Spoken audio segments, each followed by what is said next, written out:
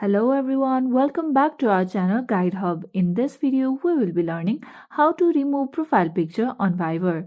To remove profile picture on Fiverr, tap Open your application or go to the official website fiverr.com. Then make sure that you are logged in. After this, tap on the More option located on the bottom right. Now tap on your profile picture. Tap on your profile picture again. Here you can see option to edit your profile picture.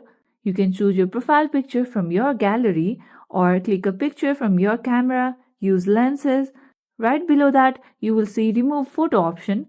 Tap on it.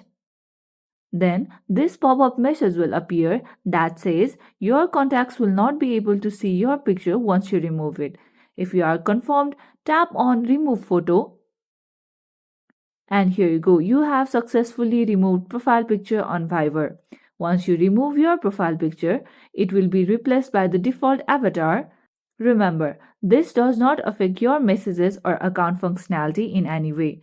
You can upload a new profile picture whenever you want. That's it for today's video. Hope you guys find this tutorial helpful.